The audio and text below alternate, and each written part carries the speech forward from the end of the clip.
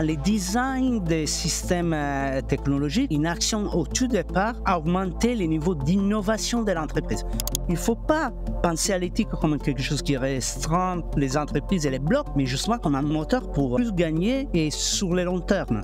On voit des entreprises qui ont fait de la formation à l'éthique et ça n'a pas mené grand-chose parce qu'ils n'ont pas créé les mécanismes internes pour faire en façon que l'éthique soit appliquée. Ce n'est pas les éthiciens qui prennent des décisions éthiques dans une entreprise, hein. C'est seulement les personnes qui facilitent la prise des décisions. Il faut voir un éthicien plutôt comme un thérapeute en psychologie. Donc, si je ne travaille pas avec l'entreprise qui sont malades, il n'y a personne qui va travailler. Je ne travaille pas sur l'image de l'entreprise, mais les actions qu'on fait peuvent avoir un impact. Tu as une nouvelle technologie, tu n'as pas la loi qui règle la nouvelle technologie. Comment se comporter? Tu n'as pas non plus d'expérience. Pourquoi je travaillerais pas pour la NSA? Ça, c'est une colle. Disons que je travaille à la NSA et qu'on dépose un code sur mon bureau, un code réputé inviolable. Mettons que je tente ma chance et mettons que je le déchiffre. Là, je suis très content de moi parce que j'ai bien fait mon boulot. Mais c'était peut-être le code de l'emplacement d'une armée rebelle au Moyen-Orient ou en Afrique du Nord. Et une fois qu'on a repéré le lieu, on bombarde le village où les rebelles se cachent. Et 1500 personnes que j'ai jamais vues, qui ne m'ont jamais rien fait, sont tuées. Trench Tech, spiriti critici per una tecnologia etica. Wouhouhou! Nous voilà repartis pour un nouvel épisode de Trench Tech. Accrochez-vous, ça va être canon. C'est Mick Lévy accompagné de Thibault Leman. Ah, on avait reconnu Mick Lévy avec son you-you. Bonjour tout le monde. Moi je pensais que c'était Tigrou, tu sais. Et Cyril Chaudois. Ah oui, salut à tous. Mes amis, oui, c'est l'heure de la revanche. et laquelle? Eh ben oui, après avoir été traîné dans la boue, après avoir été dédaigné sur la place publique, après avoir été relégué au rang de penseurs intellectuels déconnectés de la vie réelle, les revoilà.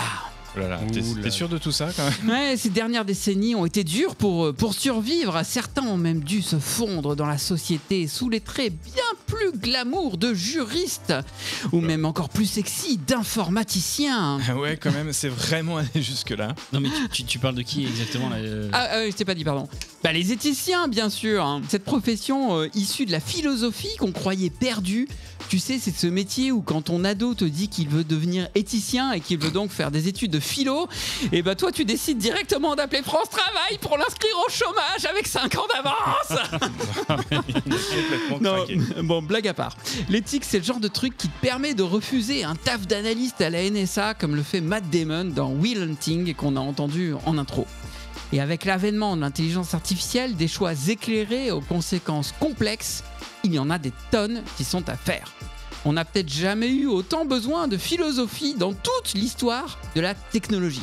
Les philosophes tiennent donc leur revanche et les entreprises se les arrachent pour construire et intégrer les algorithmes de façon harmonieuse. Oui, ou aussi en se donnant bonne conscience avec des philosophes qui servent de faire valoir, non, parfois? Ouais, et bien justement, c'est exactement de ça dont on va parler avec Enrico Panay.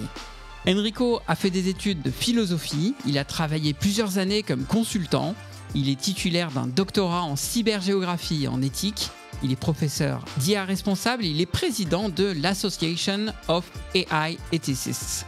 De plus, il est membre du comité français de normalisation de l'IA à l'AFNOR et travaille sur les standards européens pour l'application de l'AI Act européen. Ah ouais, gros profil. Mais du coup, on va parler de quoi avec lui? Eh ben écoute, on va parler d'éthique, de l'IA bien sûr. On va commencer par la base, déjà définir c'est quoi l'éthique en IA, comment ça s'applique. Et puis on verra comment ces notions s'intègrent concrètement avant de voir enfin comment le métier d'éthicien pourrait évoluer dans les années à venir. On retrouvera bien évidemment aussi 2 chroniques, un moment d'égarement et elles font la tech. Allez, on accueille Enrico? Ah oui, Allez, bien sûr. on est parti. Eh ben allons-y. Salut Enrico, bonjour. Bonjour à vous. Bon Enrico, tu es éthicien, philosophe, on est très impressionnés, mais est-ce qu'on peut quand même se tutoyer pour cet épisode? Absolument pas. Non, on annule tout. Excuse-moi, oui, bien sûr que vous passez tout ça. Oh, j'ai eu peur. Et tu sais qu'on pourrait mettre fin à l'épisode sur une histoire de tutoiement. clair. Quand même. Bon, c'est génial. Enrico, on est parti pour le grand entretien et on démarre avec une grande question. Éthique ou éthique en toc? Trench Tech, esprit critique pour Tech Éthique. Alors oui, Mick l'avait rappelé dans son introduction, après des années de silence, voire même d'oubli complet, l'éthique revient en force. On entend même ce terme un peu partout, on parle même d'IA éthique. Alors Enrico, finalement, est-ce que le mot est pas totalement galvaudé ? Oui, je dirais qu'on peut abuser en ce moment. Et il y a un gros problème avec les mots éthiques. C'est un de ces mots qui ont l'air simples, tout le monde peut l'utiliser, mais en réalité, il est un gros conteneur de différentes significations. Donc, personnes différentes peuvent mettre une valeur complètement différente dans ces mots. En philosophie, on les appelle des mots polysémantiques, c'est-à-dire sont des conteneurs de significations. Mais il y a des petits signaux que généralement j'utilise pour comprendre comment les personnes sont en train d'utiliser ces mots-là. Et c'est par exemple les transformer en adjectifs. Parler des AI éthiques, ça montre que la personne ne connaît pas forcément la discipline de l'éthique. Il y a une différence entre les mots, les substantifs, donc la discipline de l'éthique qui s'occupe de toutes les problématiques relatives à des situations morales. Et après, on verra les situations morales générées par l'AI. Et après, l'utiliser en tant qu'adjectif, donc lui donner une valeur directement morale, dire avoir une équivalence entre éthique et quelque chose de bien. Et ça, c'est pas tous les jours le cas. Donc, il faut bien distinguer. Ça veut dire quoi ? Que quand tu utilises le terme IA éthique, donc comme un adjectif, c'est finalement une manière de dire mon IA, elle est très morale, elle est très bien, vous pouvez l'utiliser, et c'est quasiment une utilisation marketing. C'est ça que tu laisses entendre derrière ? C'est un peu ça. C'est-à-dire qu'il y a quelqu'un qui est en train de dire que l'éthique qu'il est en train de faire, elle est bonne. Mais à côté, on n'a pas l'échelle de valeur qu'il est en train d'utiliser pour l'aligner. Donc, on ne peut pas la juger comme ça. Et c'est une façon très simple de dire je suis en train de faire quelque chose de bien. Non, je suis en train de faire quelque chose d'éthique. Mais par rapport à quelle échelle morale, on ne l'a pas défini. Donc, on ne peut pas le savoir. Et cette question est bouillante notamment par rapport à la diversité des cultures dans le monde et à ce que chacun peut trouver bien ou pas bien finalement, c'est ça ? Oui, il y a généralement entre les professionnels, on sait très bien qu'il y a une forte contextualisation. C'est pas seulement un problème culturel, c'est-à-dire qu'au lieu de la même culture, vous prenez la France, il y a des approches à des problèmes qui sont complètement différentes et des solutions qui sont différentes. Donc, avoir une valeur absolue, ce sera difficile à déterminer. Après, il y a toute l'échelle des droits de l'homme, des droits fondamentaux de l'homme, et pour ça, il y a des disciplines spécifiques qui se dédient à ça. Mais l'éthique pratique qu'on utilise dans les conseils, dans les sociétés qui produisent des AI, c'est une éthique qui se base beaucoup sur la situation morale créée par l'intelligence artificielle. Alors, revenons à la base. En un mot, ou en une phrase, ou en 10 phrases, dis-nous comme tu veux. Comment tu définirais pour toi l'éthique en intelligence artificielle, appliquée en intelligence artificielle ? L'éthique de l'intelligence artificielle, c'est la discipline qui essaie de créer un environnement autour des phases de production qui permet aux personnes qui développent et contrôlent et monitorent les systèmes d'AI et les produits d'AI d'arriver à un raisonnement, je dirais plutôt faire fleurir un raisonnement éthique à l'intérieur de l'entreprise. On ne sait pas si les résultats ils seront positifs ou négatifs. Parfois, ils sont positifs, parfois négatifs. Et ça est dû à la complexité parfois des systèmes qui ont mis en place. Mais au moins, on a créé un environnement où faire épanouir ce raisonnement-là. Alors, puisque tu parles de développeurs et la façon dont on arrive à intégrer un certain nombre d'éléments dans la façon dont on va développer, justement, ça me permet de rebondir. En fait, Yannick Menesser, qui était quelqu'un qu'on a reçu un petit peu avant, nous sortait un exemple assez sympathique d'un développeur qui avait dit « Mais t'es gentil, mais moi, je la code comment ton éthique dans l'IA ?» Ouais, ça, c'est les gros mythes des développeurs. Et je le dis parce que j'ai un peu une double casquette. C'est-à-dire qu'au départ, vous avez dit que les éthiciens ils sont à nouveau à la mode. Et comme moi, généralement, je répondais à mon fils, j'étais toujours éthicien. mais ça fait quelques années qu'il me paye pour l'être. Donc, il y a une grosse différence parce que j'ai étudié philo, j'ai travaillé dans les CT énormément.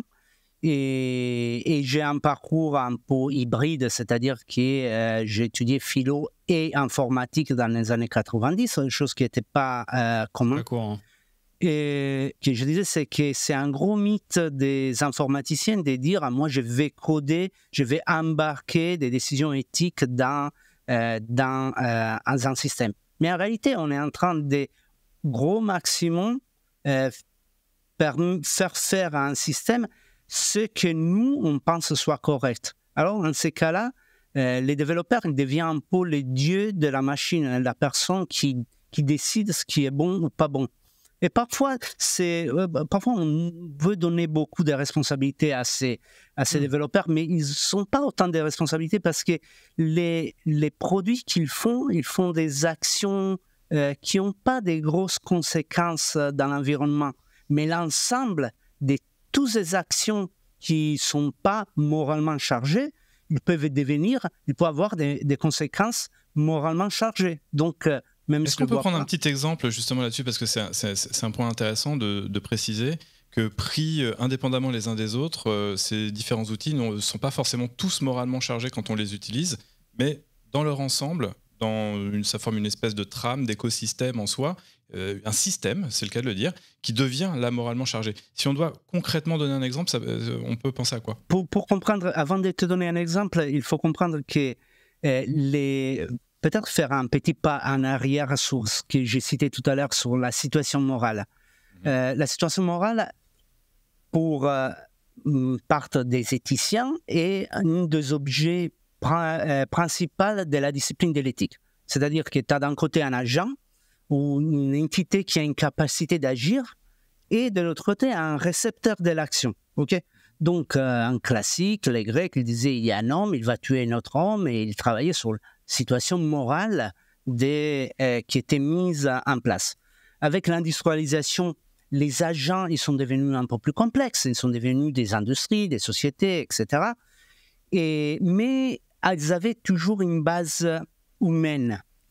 Avec la digitalisation et les systèmes qu'on a développés dans le passé, avant l'IA, je dis donc tous les systèmes qui sont déterministes, où les développeurs ils décident exactement ce que la machine va faire. En ces cas-là, même si l'agent était une machine, la responsabilité de l'action de la machine était sur les développeurs. Ouais. Maintenant, avec le système d'AI, on n'a plus des agents, mais on a des multi-agents. Donc, des systèmes complexes avec énormément d'agents différents. Et chaque agent, il peut faire une toute petite action qui n'a pas forcément une charge morale. Donc, pour arriver à un exemple, les développeurs qui vont développer une séquence de positionnement d'actualité dans un mur, dans un réseau social, lui, il fait son algorithme, il veut seulement, à la base, faire quelque chose de très positif et dire Mick est intéressé à ce type d'informations-là, je vais lui donner ce type d'informations-là. Donc, il le fait avec un esprit, une intention en soi positive. Mais l'ensemble de ce qu'il fait, lui, dans son mur, les publicités, et c'est un autre groupe qui est en train de les mettre sur l'autre côté, et peut-être les likes, les notifications, etc., sont tous des groupes différents dans une entreprise qui font ça. Hein. Donc, ils ne communiquent pas entre eux. L'entreprise est très, très grande. Et quand on élargit encore plus la focale à l'échelle de toutes les entreprises d'un pays ou d'un marché, c'est encore différent, ou j'allais dire pire, c'est peut-être pas le bon terme, et du coup ça m'amène à une question qui est celle de la réglementation. Où s'arrête l'éthique, où commence la réglementation? Est-ce que l'éthique est soluble dans la réglementation? Est-ce que dès lors qu'il y a des règlements, des lois, etc., on n'a plus besoin véritablement d'éthiciens? Ça c'est une question classique qui est faite entre la division entre les droits et l'éthique. Je dirais que les droits, il se positionne pour donner des seuils légaux, donc où on doit absolument respecter. Mais toutes les lois, ils ont 3 zones qui sont très particulières. Ils ont des zones qui ne sont pas remplies. C'est-à-dire, tu as une nouvelle technologie, n'as pas la loi qui règle la nouvelle technologie. Comment se comporter? Tu n'as pas non plus d'expérience. Donc, tu veux mettre autour de la table, pas que des éthiciens, c'est les éthiciens qui vont dire qui faut ou aider à choisir qu'il faut mettre autour de la table. Parce que, et on reverra après, ce n'est pas les éthiciens qui prennent des décisions éthiques dans une entreprise. Hein. C'est seulement les personnes qui facilitent la prise des décisions éthiques. Donc, on met autour de la table des experts par rapport à la technologie et on essaie de comprendre comment la technologie pourrait se comporter et les risques possibles du point de vue éthique et aussi légal dans les futurs. C'est-à-dire que parfois on dit on pense à l'avance par rapport aux autres. Après, il y a les zones qui sont complètement grises. C'est-à-dire il y a une loi, mais la loi est très spécifique ou a été faite par des personnes qui n'ont pas toutes les compétences technologiques pour pouvoir faire une loi. Donc, on doit aller dans les détails. Après, il y a les zones remplissables. C'est-à-dire, il y a des espaces entre une loi qui sont vides. OK? Ce ne sont pas des espaces gris, mais des espaces vides entre la loi. Et ça, c'est pas... Je te fais un exemple avec les UE Act, desquels je m'occupe beaucoup parce que, comme vous avez dit, je m'occupe des standards, donc des normes techniques. Dans le UE Act, vous avez énormément d'adjectifs et d'adverbes. Or, les adjectifs et les adverbes sont des mots qualitatifs. C'est-à-dire que quand tu dis il faut... Donc interprétable. Oui, oui. Donc, le problème, c'est quand tu dis il faut faire quelque chose à un niveau suffisant, c'est niveau suffisant ou acceptable ou même normal, pas utilisé en façon statistique, hein, mais dire il faut avoir une application normale du système signifie exactement rien si on a mis une rational, comme on dit en anglais, derrière ça. Si on n'a pas dit quel est le raisonnement qu'on a fait pour déterminer les niveaux d'acceptabilité d'un système. Oui, et puis d'un point de vue du développeur et de la technique, tu ne peux pas du tout l'appliquer comme si c'était un cahier des charges que tu prends tel quel. Ça ne serait absolument pas judicieux. Dans mon enfance, on parlait d'éthique quand on parlait beaucoup de médecine et notamment c'était très très appliqué. Les questions d'éthique semblaient hyper fortes au moment de la révolution génétique, globalement dans les années 90. C'est un peu perdu en cours de route et puis là, ça revient très très fortement pour l'IA. Pourquoi cette question de l'éthique redevient brûlante à l'ère où l'IA est en train de se généraliser? Alors, là, tu as cité une particularité de l'éthique, c'est plutôt la bioéthique que l'éthique médicale, qui est plutôt appliquée dans des situations morales où il y a un patient, un docteur et les résultats qu'il va avoir ce patient. Mais effectivement, on a eu des grosses révolutions technologiques dans les années 90. Je me rappelle parce que j'étudiais philo et on faisait des débats de bioéthique à l'époque. Et ils ont eu un fort impact sur la société. Ils ont eu un fort impact parce qu'ils nous ont obligés à reconsidérer notre position à nous dans la société, dans les sciences, dans les développements biologiques, etc. Ah oui, si on pouvait cloner l'humain, forcément, ça change complètement la position de l'humain tel qu'il est dans la société. Absolument. Ah oui, d'accord. Et c'est pour ça, mais là, tu m'as éclairé d'un coup. Là. Et c'est pour ça que, du coup, avec l'IA, c'est un peu la même question. De nouveau, l'IA vient nous bousculer dans notre humanité, dans notre fait même d'être humain, quant à la créativité, quant à l'intelligence, etc. C'est ça qui se passe. C'est pour ça que la question éthique devient forte. C'est ça. Et il y a aussi une autre chose avec l'IA qui a vraiment changé énormément de choses. Et c'est un problème je vais être technique, mais d'allocation de la responsabilité. Quand on voit un match de boxe, tu sais qu'il y a des catégories de poids. Et nous, humains, on a une tendance à aimer une sorte de justice, d'égalité dans les personnes qui vont se confronter. Donc, c'est pour ça que nous sommes toujours plus favorables pour les personnes plus faibles par rapport aux gros qui vont les frapper, parce qu'on veut que chaque combat, un combat, c'est une situation morale où tu utilises la violence au lieu que la parole. Mais c'est toujours une situation morale. Dans ces combats-là, on veut que les personnes aient un certain équilibre. Avec l'AI, c'est comme si sur les rings d'un match de boxe, tu mets une voiture contre un boxeur. Et donc, tu dis, mais lui, il va se faire mal, même s'il tape. Donc, c'est pas juste. Et c'est ça qui a créé des gros problèmes pour nous et dire, mais attention, c'est comment on doit gérer ça. Et donc, on se repose des problèmes. Merci beaucoup Enrico pour ces précisions et puis il est temps de s'égarer également avec un moment d'égarement de Laurent Guérin. Tu bluffes, Martoni. Ton arme n'est pas chargée. Oups, un moment d'égarement. Laurent, aujourd'hui tu nous parles d'une fierté française qui pourtant... L'histoire est bien connue, la France a presque inventé l'Internet, mais en fait, non. Car s'il y a bien un truc qui menace les innovateurs, c'est la satisfaction du travail bien fait.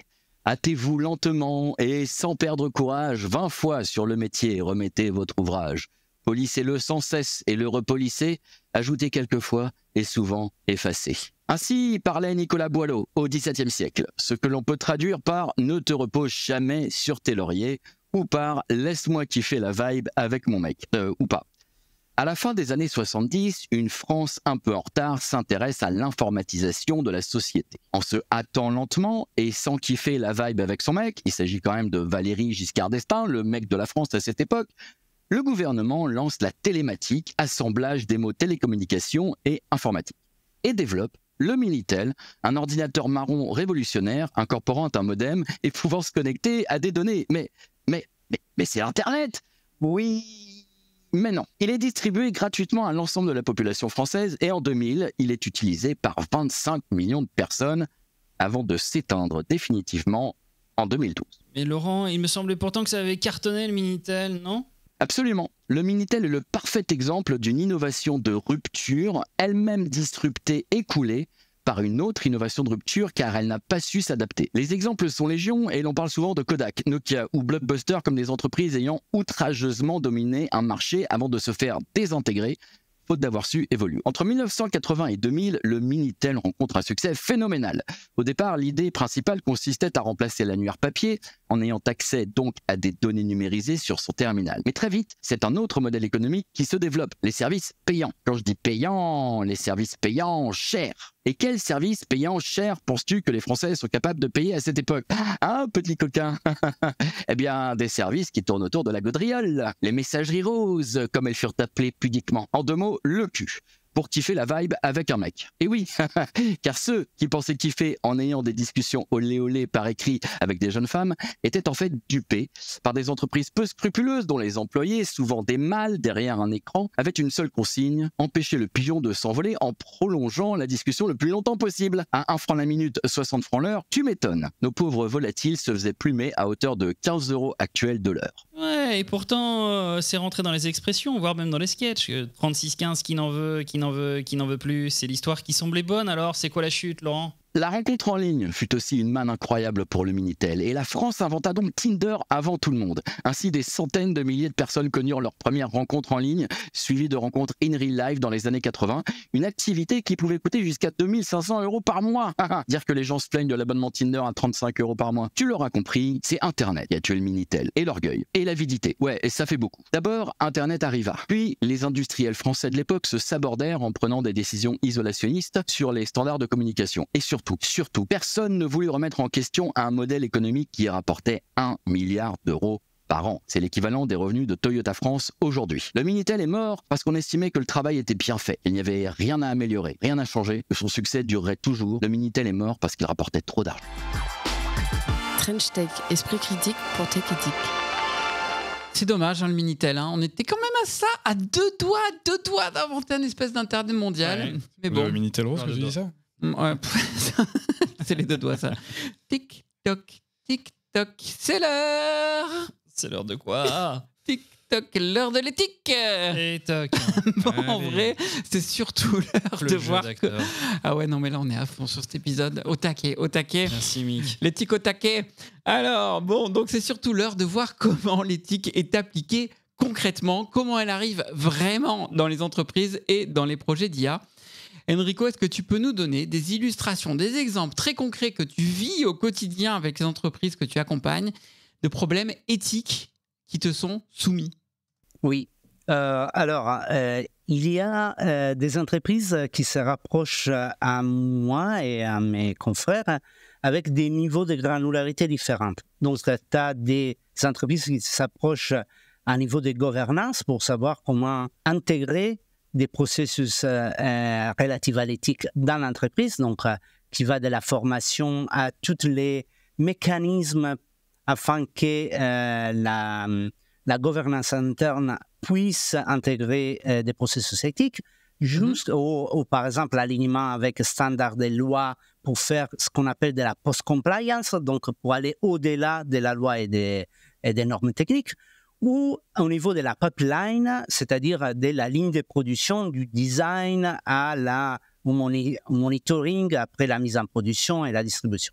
Donc, dans ces cas-là, qui sont les cas plus communs, paradoxalement, dans les marchés, il n'y a pas beaucoup de systèmes de que l'on parle dans les réseaux sociaux, dans les mainstream. Parfois, il y a des systèmes qui, apparemment, ils n'ont aucun problème éthique. Donc, un des premiers travaux qu'on fait dans les entreprises sur les systèmes, c'est pas essayer de comprendre si un système a, des conséquences ou produit des conséquences positives ou négatives, mais s'il reste dans un état de neutralité. Pourquoi ça? Parce qu'à l'entreprise, on doit dire, si ton système il reste dans un état de neutralité, alors tu n'as pas besoin d'investir en éthique avec des comités éthiques qui font des contrôles tout au long. Et ça, c'est très important pour une entreprise parce que c'est très facile de dire il faut faire de l'éthique. Mais après, l'entreprise elle doit mettre un chèque sur la table et dire j'ai fait où l'éthique? Parce que je peux la faire partout, de la business éthique aux derniers développeurs. Donc, la première chose importante, c'est les aider à dire où mettre l'argent, les ressources pour pouvoir faire l'éthique. Et après, c'est aussi les aider à faire des choses qui parfois sont, s'ils ne sont pas faits, ils deviennent anti-éthiques. Donc, je vous fais un exemple que j'adore parce que j'ai vu il n'y a pas longtemps, et c'est un exemple des arcs électriques. Donc, il y a des sociétés qui utilisent des systèmes d'AI, des machine learning et du deep learning pour essayer de détecter des arcs électriques dans des réseaux électriques. Vous direz, il n'y a rien d'éthique. Là, tu te dis c'est purement technico-technique, l'impact sur l'homme, ça ne doit pas poser de grandes questions éthiques. Ouais. Par contre, il y a quelques années, il y a eu les plus grands incendies de l'histoire produits par l'homme, c'était en Californie, et la société qui a causé ça était une société électrique qui risque la faillite aujourd'hui. Donc, on a brûlé énormément de forêts, on a tué des hommes qui sont morts dans l'incendie, et une société qui arrive à la faillite avec des grosses crises pour la gestion électrique en Californie. Ouais. Donc, quand vous voyez travailler sur les arcs électriques, qui est complètement bête, il veut dire aussi aider l'entreprise à dire vous devez y aller pour éviter les arcs électriques. Et parfois, ils ont peur d'y aller parce qu'ils ne sont pas encore sûrs si la législation elle les permettrait de faire, les standards ils permettront d'appliquer certaines règles qui sont principes qui sont dans les standards. Donc, là, c'est leur montrer que finalement une certaine éthique de leurs propres affaires peut être une motivation à lancer un projet d'IA par ailleurs assez basique en termes de prédiction. Absolument. Et considère que ne pas faire quelque chose, donc ne pas utiliser une technologie parce qu'on a peur de l'utiliser et faire mourir des personnes, c'est pas éthique. Donc, c'est anti-éthique. On doit les aider. Je pense que nous sommes tous, autant qu'on est autour de la table, et les agents économiques en particulier, qui sont les entreprises, comptables des décisions que l'on prend ou que l'on ne prend pas, justement, vis-à-vis de ces nouvelles, de ces techniques. Et moi, une question que je me pose quand je t'entends parler de l'infusion de l'éthique dans les entreprises, c'est qui sont les interlocuteurs? Alors d'abord, qui sont les interlocuteurs qui viennent te chercher? Qui tu as en face de toi? Est-ce qu'il y a un organe de gouvernance pluridisciplinaire dans lequel l'éthique infuse? Et c'est pas trois questions en une, tu vas voir que tout converge à le même point. Est-ce qu'à un moment donné, il n'y a pas des profils dans l'entreprise que ça agace d'avoir ces considérations-là, parce que c'est un peu l'empêcheur de tourner en rond? Il y a des personnes qui sont agacées par l'éthique. Et paradoxalement, il y a des sociétés qui appellent des éthiciens plus pour faire de l'ethical washing, donc pour dire vous voyez, nous on a des éthiciens et donc on est bien. Les noms, on veut des noms. Je ne ferai pas. Après, il y a il y a des personnes qui se disent intéressées, donc ils embauchent des éthiciens pour dire comme ça, vous m'aidez à amener l'éthique dans l'entreprise. Ce sont des soutiens. Nul n'est prophète en son pays, il faut faire venir des extérieurs pour pouvoir porter la bonne absolument. parole. Mais les gros problèmes que j'ai rencontrés dans ces marchés-là, ils viennent de la confusion qu'il y a entre les éthiciens professionnels et ce que j'appelle généralement les activistes, qui ont une vision moraliste de l'action à faire. Et je dis pas, c'est quoi la différence alors? Ouais, je ne dis pas que les activistes ils ne servent pas dans la société, dans son ensemble, mais il faut voir un éthicien plutôt comme un thérapeute en psychologie. Donc, si je vais chez un psychologue, je n'ai pas envie d'être jugé dès que je rentre dans son cabinet et je n'ai surtout pas envie que dès que je sors, il prend un réseau social, il va dire « Ah, Henrik est venu chez moi, il est vraiment nul. » Okay. Donc, oui, tu viens pas avec un avis a priori quand tu es éthicien, contrairement aux activistes, quoi. C'est ça que tu dois pas venir avec des a priori.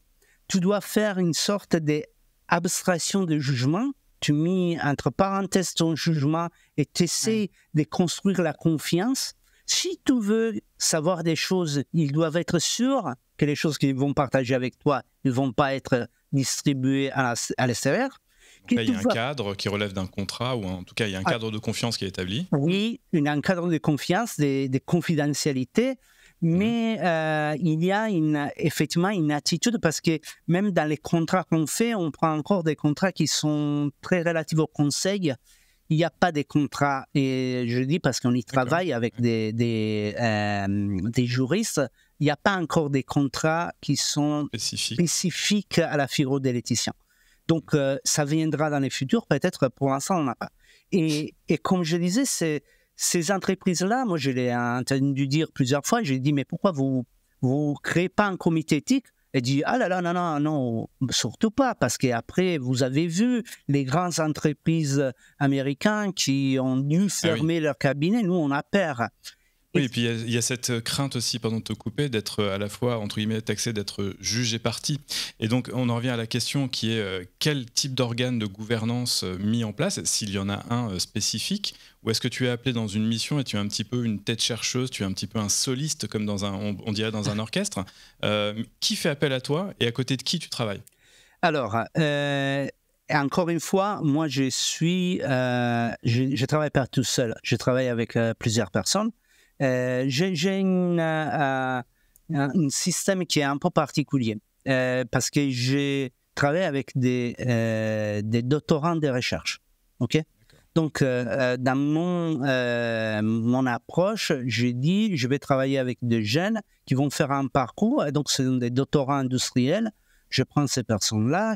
Et chacun, il fait des recherches très spécifiques parce que dans notre secteur, on ne peut pas se dépasser de faire de la recherche. Ça avance très rapidement. Et en même temps, on travaille tous ensemble. Donc, parfois, je suis la personne visible dans l'entreprise, mais derrière, j'ai une équipe de personnes qui travaillent avec moi. Et chacun avec des compétences très spécifiques. Il y a des personnes qui ont plutôt des compétences sur la normalisation. Et donc, ils nous aident, ils m'aident à créer des rapports où on montre les failles, où on montre les risques pour l'entreprise. Il y a d'autres personnes qui travaillent sur l'organisation, et c'est très important aussi parce que où on se positionne dans l'entreprise, et on doit toujours savoir que dans certaines entreprises, on se positionne au niveau du CEO. Dans notre entreprise, on n'a jamais affaire avec le management. Donc, le management, jamais. Jamais. C'est-à-dire, on est plutôt au niveau du projet. Donc, ça dépend en ce moment, vu aussi ma position dans la normalisation, j'ai la plupart des contrats qui sont au niveau du governance, mais dans les contrats que j'ai niveau logiciel, niveau production, donc pipeline, dans ces contrats-là, les CEO, ils ne nous voient même pas. On ne sait pas qui est. On voit parfois la partie légale et on essaie de travailler avec eux.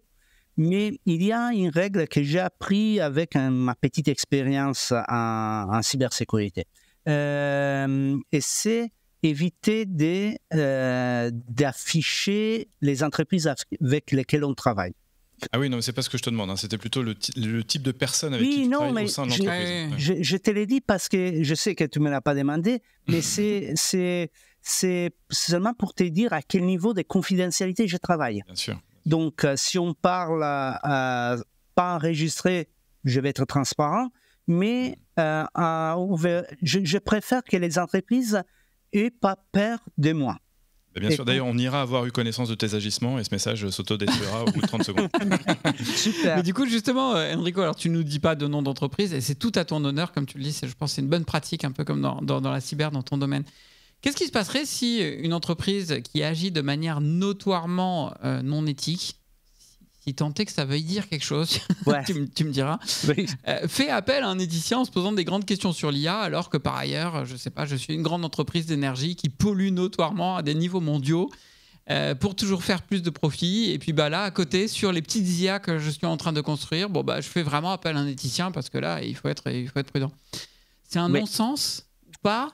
Et je veux faire le lien aussi avec ce que tu nous disais par rapport à la différence entre l'activisme et l'éthique. Oui, alors si l'entreprise, de mon point de vue, il n'est pas contre la loi, c'est-à-dire qu'elle respecte la loi, donc elle est légale, moi je travaille avec l'entreprise. Et tu diras, mais il fait aussi des choses pas éthiques. Oui, mais je suis un thérapeute. Donc si je ne travaille pas avec l'entreprise qui sont malades, il n'y a personne qui va travailler. Donc ma mission est savoir que toutes les actions que je vais faire, ils peuvent aboutir à des transformations dans les courts termes, dans les très longs termes parfois, et il ne peut pas aboutir à des transformations parfois, mais je dirais que c'est rare. Dans les longs termes, j'ai vu qu'il y a toujours des petites transformations, et savoir que je ne suis pas Superman, donc je ne changerai pas le monde, mais j'aurais, donc prenons des grosses entreprises, parfois une petite action a un impact énorme sur la société, sur l'entreprise, etc. Donc, moi, je suis satisfait de ces petits changements. Ça, c'est la question sous-jacente, c'est que finalement, il n'y a aucune entreprise qui peut se prévaloir de n'avoir aucun sujet et aucun problème d'éthique. Tu as un marché qui est là pour toute la vie, qui est devant toi. Et tu nous dis, il faut être de l'intérieur, de façon plus sérieuse, il faut être un insider. Il faut traiter le problème de l'intérieur. C'est comme ça qu'on peut faire avancer les choses. C'est pas en combattant de l'extérieur. C'est ça en fait. Oui, c'est ça la différence que vous me demandez entre l'activisme, qui est très bien, et l'éthique professionnelle. Parce qu'après, il y a l'éthique philosophique. Non, on étudie éthique à l'université. C'est très bien. Ouais. Mais là, tu es vraiment dans l'éthique appliquée. Ce que toi, tu nous présentes là, c'est de l'éthique appliquée professionnelle, comme tu le dis. Oui. Et comment est-ce que les entreprises abordent ces sujets-là, ou du moins, est-ce que les entreprises abordent sérieusement les questions d'éthique dans leurs projets d'IA? Alors, moi, et ça, c'est une approche très personnelle, les entreprises ne sont pas des sujets. Les entreprises sont composées par des personnes. Dans la même entreprise, vous prenez des grandes entreprises de l'informatique internationale. Dans ces entreprises-là, il y a énormément de groupes différents et on sait que c'est de ces groupes-là qu'ils vont travailler. Donc, il y a une perception extérieure de l'entreprise, mais dans la même entreprise, même une entreprise qui peut paraître très, très correcte d'un point de vue éthique, il y a des zones très, très négatives. Donc, une entreprise, pour moi, est un groupe de personnes et ces personnes, ils travaillent à des problèmes spécifiques qu'ils essaient de résoudre. Donc, je ne travaille pas sur l'image de l'entreprise, mais les actions qu'on fait peuvent avoir un impact, j'espère, positif sur l'image de l'entreprise, mais ce n'est pas ma mission de travailler sur ça. Donc, moi, je travaille sur des cas très spécifiques, pas sur l'entreprise en globalité. Donc, je ne peux pas répondre pour eux. C'est trop complexe. Ah, compris. Bon, sur cette forte complexité, c'est l'heure de notre chronique. Elles font la tech. Elles font la tech. Saviez-vous qu'en France, 48% des joueurs sont des joueuses et qu'elles représentent seulement 24% des professionnels du secteur? Les femmes, comme les minorités, sont aujourd'hui encore régulièrement victimes de harcèlement et de comportements sexistes dans le jeu vidéo ou le streaming. Aussi, je voudrais vous présenter Vanessa Chicou, vice-présidente de l'association Afro-Gameuse, qui s'engage pour plus de diversité dans le domaine du gaming. C'est pour faire entendre la voix des femmes afrodescendantes et des personnes marginalisées que l'association est née il y a 4 ans. Afro-Gameuse, c'est plus de 600 adhérents et adhérentes, dont une centaine de streameuses et de streamers qui œuvrent pour plus de représentation dans la diversité, dans les contenus de jeux vidéo et dans les métiers du gaming. Vanessa Chicou, c'est aussi une gameuse qui casse les codes. Après avoir travaillé dans les relations médias, dans le monde de la tech et du gaming, elle a décidé de se reconvertir dans le métier de narrative designer. Alors, narrative designer Kezako, c'est tout simplement scénariste de jeux vidéo. Un métier qui est encore peu connu dans une industrie en pleine transformation. Bonjour Vanessa, ravie de te recevoir aujourd'hui. Bonjour, merci beaucoup de m'inviter. Tu es une professionnelle du numérique et du jeu vidéo, secteur où les femmes et les minorités sont encore peu visibles.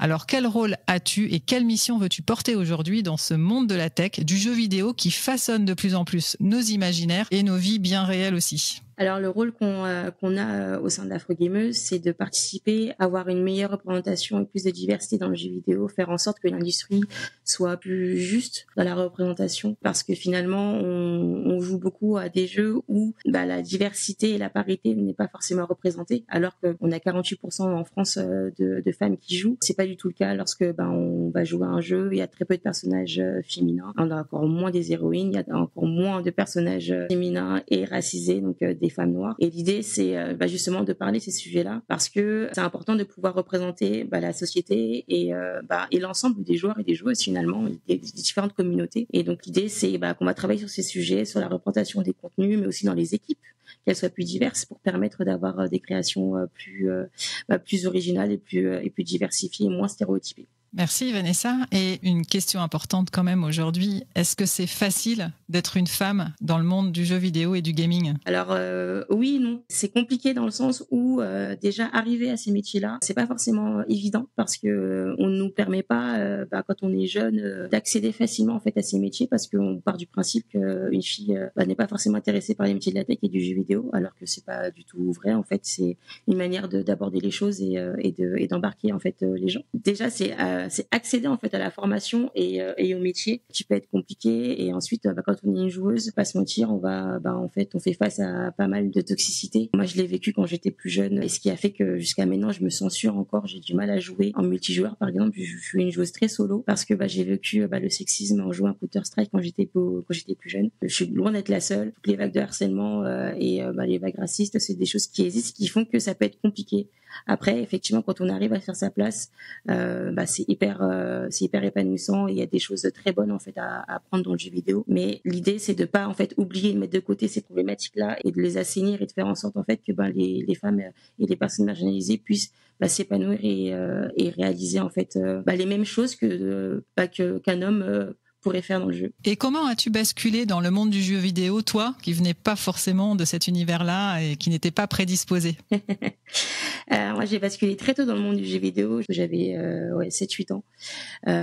Donc, j'ai commencé à jouer grâce à un environnement familial qui était propice à la pratique du jeu. J'ai beaucoup joué quand j'étais ado, et c'est ce que je disais. Ensuite, moi, j'ai eu cette vague où je me suis quand même un peu fermée à cause de la toxicité que j'ai vécue. Mais ce qui m'a pas empêché de jouer. Voilà, j'ai plutôt joué sur du jeu solo. Et en grandissant, j'en parlais pas forcément tout le temps parce que c'était bizarre en fait de dire que je jouais beaucoup aux jeux vidéo. J'avais pas forcément des environnements, des communautés d'amis qui étaient une pratique qui était très active en tout cas sur le sujet. Donc j'ai continué à jouer, j'en parlais pas trop jusqu'à ce que je rejoigne la Afro-Gameuse, ce qui a permis de pouvoir faire en sorte que toutes les facettes de ma personnalité finalement elles puissent se retrouver, et ça m'a permis vraiment de m'épanouir, de réapprécier aussi le fait de jouer en communauté. Le jeu vidéo, c'est quand même du fun et du divertissement, et on l'oublie beaucoup. C'est ce qu'on disait avant, c'est quand même la première industrie culturelle en France et dans le monde, donc il y a énormément de matériaux, de créativité, de choses à faire, et faut se rapproprier ça en fait. Merci Vanessa, très beau témoignage, très inspirant, et j'espère que nos auditeurs de Trench Tech auront envie d'en savoir plus sur ton parcours et tes projets après cette chronique. À bientôt. Merci beaucoup, à bientôt. Trench Tech, esprit critique pour tech éthique. Bon, alors j'ai une confession à faire, Enrico. Franchement, j'en peux plus d'éthique. De Mick. Ah bah, c'est Il encore ne pour peut moi. pas s'empêcher de chercher à nous imposer ces jeux de mots. Éthique en toc, TikTok, l'heure de l'éthique. Tiens, si on va par là, moi aussi j'en ai d'autres. Toc, toc, toc. Qui est là? Qui est là? L'éthique, Mick. Voyons. Alors, je te préviens, c'est vraiment la dernière, Mick. Je te la fais parce que c'est toi. Éthique. Ya. Voilà, mais je te promets, c'est merci. la dernière. Non, tu me fais plaisir. Pourquoi tu me rentres dedans, moi? C'est vraiment la dernière. Non, mais revenons-en à nos moutons maintenant. Enrico, je te propose à présent de voir ensemble s'il est possible d'anticiper le futur de l'éthique, en tout cas en ce qui concerne l'IA. D'éthicien, te voilà à présent prospectiviste, et comme ça, on alourdit un peu le sac à dos. L'environnement peut changer la valeur de ton action dans un système. C'est ce que tu nous as dit en préparant cette émission, en nous donnant un exemple très concret. Les blagues des années 80 dans le cinéma, par exemple, ça passerait plus aujourd'hui, un peu comme celle de Mick dans Trench Tech, tu vois. Qui passeront plus dans 20 ans. Quelles sont, selon toi, les grandes tendances dans les années à venir en matière d'éthique de l'IA? Alors, je ne voudrais pas tomber dans les pièges de dire mes souhaits sur l'éthique. Donc, parce que c'est un peu les risques. Moi, je pense qu'on est arrivé dans une phase où l'éthique aura des hauts et des bas. Là, on vit ce qu'on appelle l'été de l'éthique de l'IA. Mais on va voir un hiver de l'éthique de l'IA. Mais l'éthique, il commence à rentrer à plusieurs niveaux. Ma crainte, c'est que mauvaise éthique puisse rentrer dans les entreprises parce que c'est ça qui ralentit l'application des techniques qu'on utilise dans l'éthique pratique pour les aider. C'est quoi mauvaise éthique? C'est la différence qu'on faisait tout à l'heure.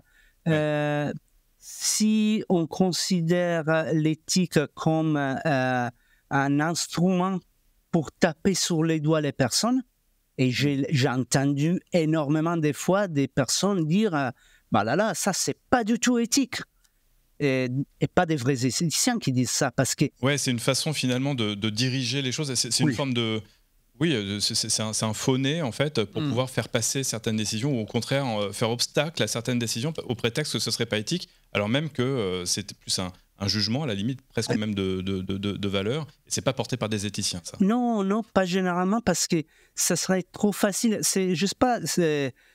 Moi, j'ai grandi en Italie et quand je jouais au foot en Italie, il y avait les propriétaires du ballon, et s'ils perdaient, ils partaient avec les ballons.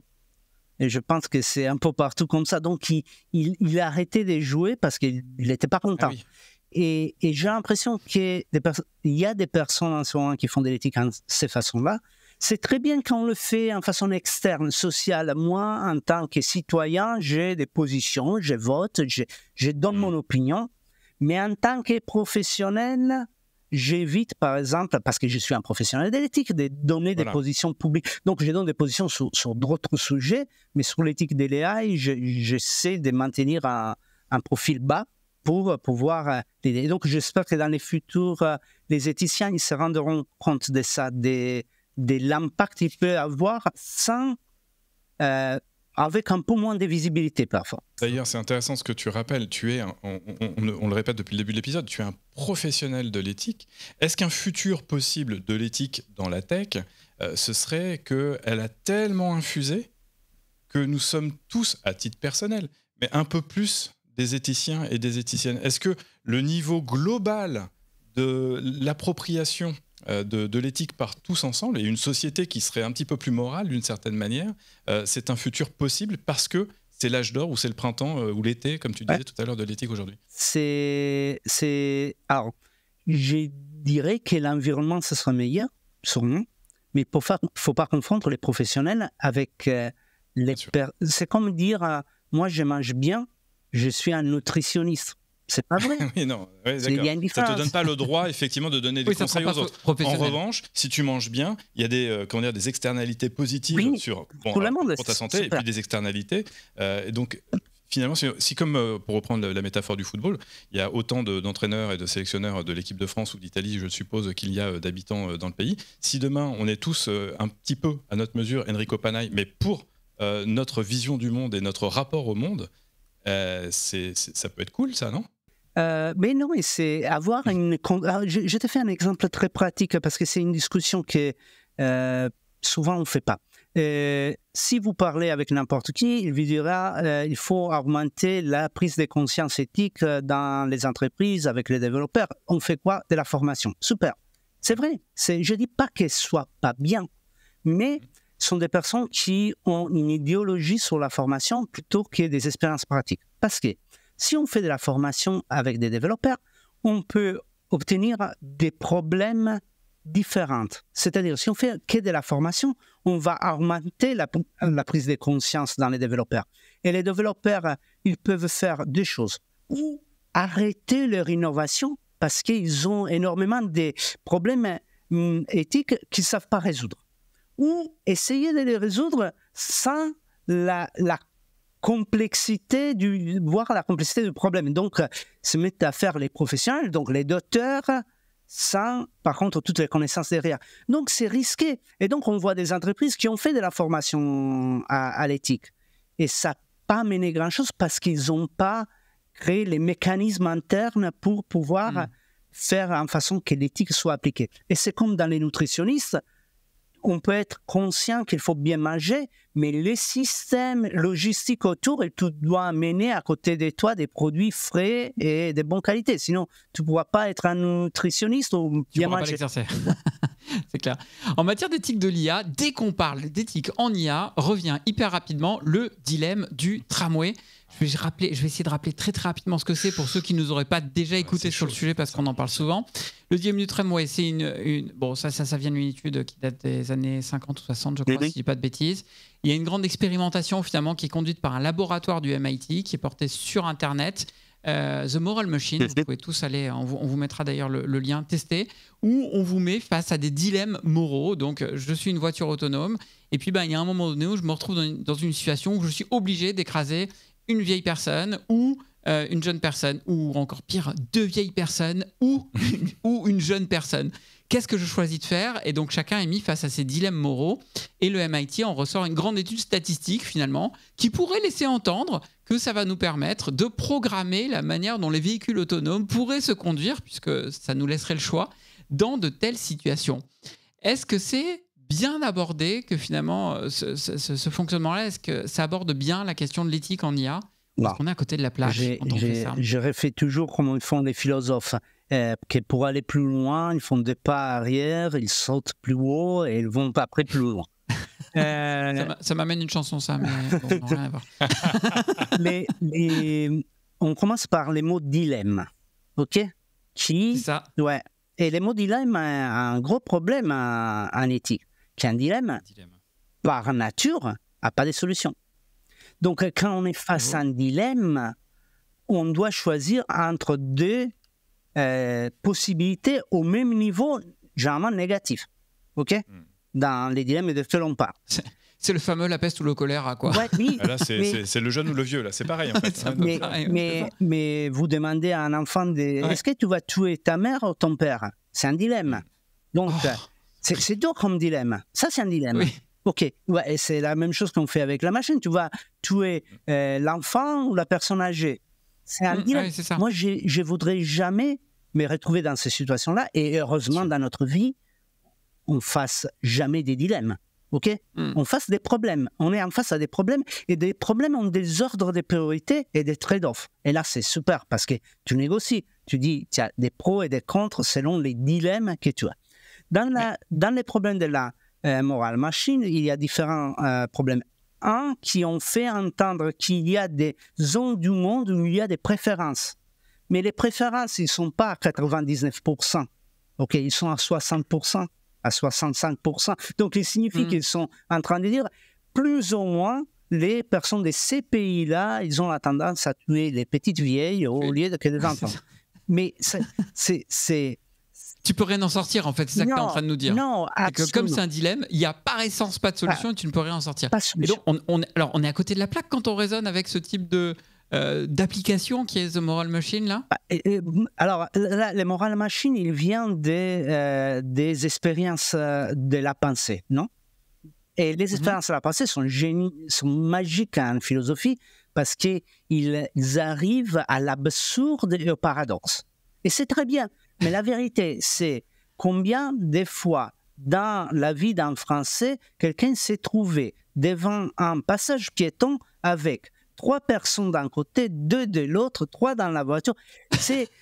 Même si on arrive à multiplier ces cas-là, la complexité du réel est tellement importante qu'on va toujours réduire la décision à quelque chose que la machine elle peut pas prendre. Donc, moi, j'ai des machines qui sont hyper puissantes, je veux qu'ils tuent personne. C'est pas des vilains, c'est ça. Personne. D'accord. OK? Ou au moins les Ok. minimums possibles. Donc finalement, il faut vraiment le prendre simplement comme une expérience de pensée Oui, absolument. philosophique. Thibaut? Et est-ce que l'entrée en application de l'IA Act, l'éthique ne risque pas de se réduire à une mise en conformité au final? Bah, je l'ai dit tout à l'heure, je travaille, et donc je te remercie à nouveau pour cette question parce que c'est justement après la conformité que commence l'éthique. L'éthique, c'est une éthique de post-compliance. Tu fais la conformité, tu es conforme, tu pourrais encore pas être éthique ou avoir des zones grises, des zones à remplir, des zones à construire. Je vais faire, si vous voulez, un rapport avec des cantines de l'école. Les cantines de l'école sont conformes à la loi, généralement. OK? Ils respectent la loi. Mais ce n'est pas des bons restaurants, généralement. OK? Il y a quelque chose en plus. Donc, on va dans un bon resto avec sa copine ou son compagnon pour dire, là, je mange bien. Et l'éthique, c'est ça. C'est un peu la secret sauce. Oui, on va au-delà du fait que tout est correct, propre, etc. Ça, c'est la base. Mais après, on veut aussi avoir quelque chose de préférable dans la vie. Mais du coup, au fait, comment est-ce que, enfin, si j'essaie de pousser un peu le sujet un petit peu plus loin, tu nous disais que finalement, l'éthicien, c'est un peu comme le psychologue. Et on sait qu'un psychologue, en règle générale, il vient pas avec des réponses, il vient avec plus de questions qu'il n'a de réponses. Et du coup, comment est-ce qu'on arrive à ancrer ce système de questions continues dans une entreprise? Comment est-ce que l'entreprise, justement, peut entrer son éthique de manière un peu plus profonde s'il n'y a pas de réponse? Alors non, j'aime pas voir les philosophes. Il y a beaucoup de philosophes qui posent que des questions et ils ne trouvent pas des solutions. Et je trouve que c'est un peu comme faire trop de philosophie pour rien. Donc, je n'aime pas ça. Selon moi, l'éthique doit aider à trouver des solutions et des réponses. Et justement, dans mon expérience personnelle, vraiment dans les designs des systèmes technologiques, j'ai toujours trouvé qu'une action au tout départ a augmenté les niveaux d'innovation de l'entreprise. Donc, si on arrête de voir l'éthique comme un fardeau à ajouter à la fin, et on regarde l'éthique comme un moteur d'innovation et un moteur aussi pour créer de nouveaux business, parce que on pense toujours on va dépenser en faisant de l'éthique, mais en réalité, on peut gagner. Et effectivement, j'ai eu des expériences comme ça où les entreprises, ils ont réfléchi à nouveau à leur système et ils ont gagné de nouveaux parties de marché. Il suffit de penser à des sous-catégories de la société, non? Avant, on ne pensait pas au marché des homosexuels, par exemple.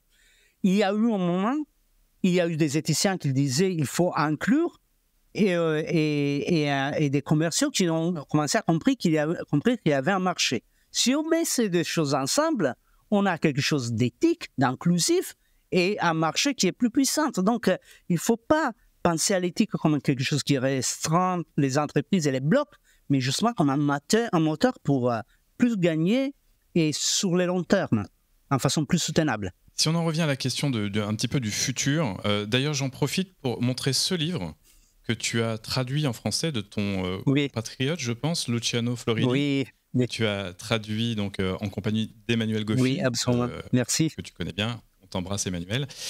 Et qui est sous-titré Principes, défis et opportunités. Donc on se lance aussi un petit peu dans le futur. Donc j'en reviens à cette question.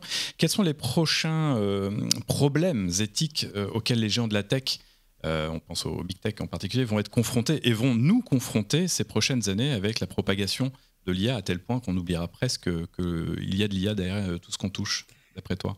J'annonce d'être un éthicien de l'intelligence artificielle. Si je vais être complètement honnête avec vous, je suis un éthicien de l'information. Et ça, c'est important à dire parce qu'en réalité, les grands changements sont arrivés avec les numériques. Et donc, tous les changements qu'on va voir sont toujours liés au numérique. L'AI est une façon de transformer l'information et d'arriver de transformer les données, arriver à des informations en façon différente par rapport au passé. Et en futur, il y aura d'autres choses qui sont numériques. Attention, je dis numérique, pas binaire. Voilà, on remonte d'un cran, on replace l'IA dans la poupée russe plus grande. C'est le numérique en général, et l'information. Et donc, tu auras les quantiques, par exemple. Parce que si on parle des binaires, on reste sous la division 0-1. Mais tu auras les quantiques, qui est une révolution numérique. Et donc, la révolution numérique, la transformation du réel en chiffres, il nous a changé complètement la façon qu'on a de comprendre le monde. Luciano Flori, justement, il parle de réontologisation du réel. Donc, il utilise des gros mots. Mais l'idée, c'est que ça change la façon qu'on a de comprendre, d'interagir, de réutiliser les informations. Et ça va continuer pendant des années. Et cette révolution-là n'est pas du tout comme la révolution de la presse. Okay? C'est-à-dire parce que la presse, on a fait quoi? On a pris des écrits et on les a multipliés. C'est simple. Mais ce n'est pas ce qu'on a fait avec l'IA. Avec l'IA, avec les numériques en général, on a recréé des informations à la volée chaque fois qu'on avait besoin. Donc, une base de données, elle peut donner des informations pendant une vie. Il peut être utilisé en tant qu'historique. Il peut être interrogé en façon différente. Donc, ça en apporte au réel complètement différente, plus comme la création de l'agriculture en réalité. Donc, un changement épocal. C'est au sens où tu domestiques la nature d'une certaine manière, et donc là, tu domestiques aussi l'information et le réel, et tu donnes à en voir quelque chose qui est en partie le réel et en partie un réel transformé par ce que tu as fait avec. Absolument. Donc, on est à ce niveau. Et si tu réfléchis combien d'années il a fallu pour apprendre la révolution de l'agriculture, et si tu réfléchis au fait que dans les années 90, la plupart de mes collègues, ils n'avaient pas un email. On est au tout début. On est au tout début. Magnifique.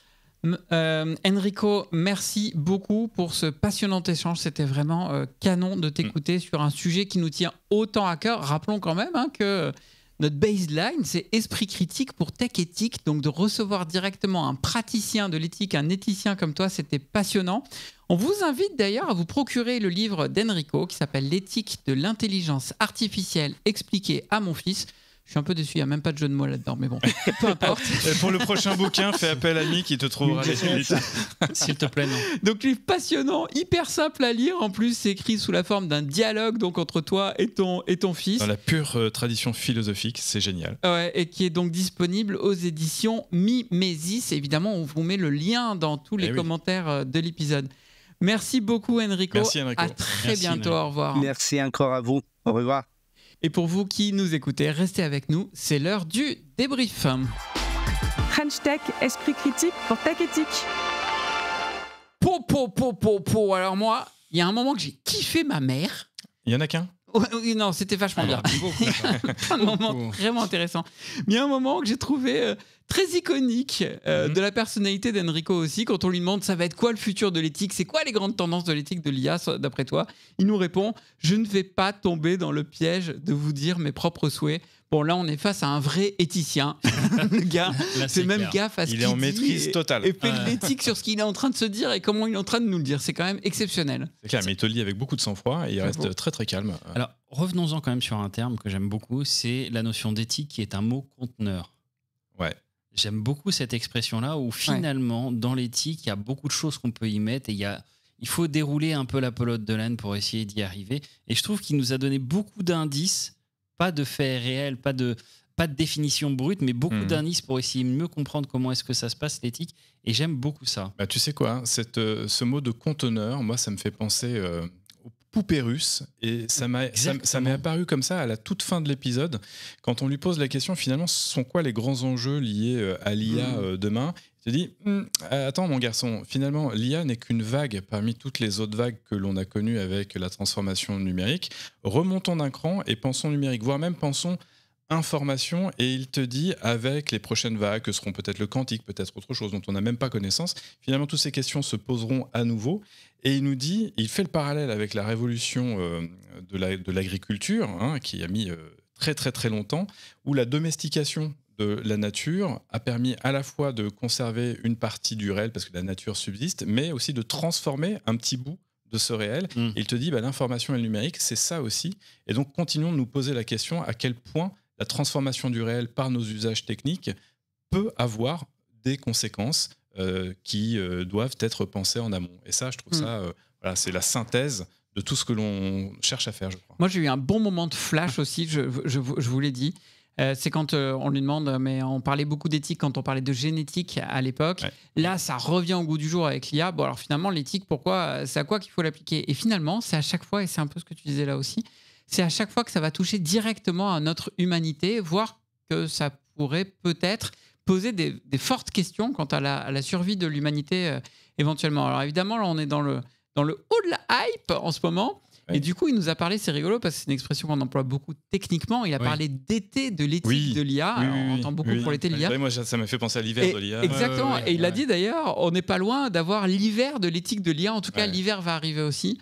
Donc, entre-temps, tant qu'on en était là, il faut effectivement se faire poser toutes les bonnes questions et mettre tous les bons fondements pour s'assurer que le développement de l'IA va être le plus responsable, le plus éthique, oserais-je dire, possible. Et ce n'est pas l'éthicien qui prend la décision éthique, en tout cas pour les éthiciens professionnels qu'on trouve en entreprise. On a tous compris que c'était un métier, d'une part, et d'autre part que c'était ça le sujet de l'épisode. Mais le vrai truc que je garde de cet épisode... Attends, mais c'est passionnant ce que tu dis, pardon Cyril, je veux juste rester là-dessus. Je sais c'est le lien entre l'éthique et la responsabilité. Ouais. Et finalement, l'éthique ne peut absolument pas absoudre les entreprises ou ceux qui sont en position de prendre des décisions de leur propre responsabilité. On n'a pas souvent l'occasion de mettre absoudre. J'en profite. J'espère que j'ai bien employé, j'ai même un doute. C'était peut-être superfétatoire, comme nous a dit Laurent Saltiel dans un précédent épisode. C'était très beau. Mais ce n'est pas la seule chose que je retiens de cet épisode. Probablement que le truc que je retiendrai de cet épisode, ce sont les titres de Mick pour chacune des parties. Et ça, c'est terminé, mon gars. C'est fini les jeux de mots comme ça, façon l'équipe. Ok, on est d'accord ? Éthique, ya. Excuse-moi, mais celui-là, quand je l'ai trouvé, mais j'étais tellement content. Ok, bon, moi, je démissionne. French Tech. Et voilà, plus ou moins 60 minutes viennent de s'écouler. Normalement, votre regard sur l'éthique appliquée à l'intelligence artificielle n'est plus tout à fait le même qu'au début de l'épisode. On espère que cet épisode vous a plu et qu'il a une nouvelle fois permis d'exercer votre esprit critique pour une tech éthique. Si c'est le cas, il vous reste une chose à faire, poster un avis 5 étoiles sur Apple Podcasts ou sur Spotify, levez un pouce sur YouTube et partagez cet épisode partout autour de vous. Car comme le disait Albert Einstein, la relativité s'applique à la physique, pas à l'éthique. French Tech, esprit critique pour tech éthique.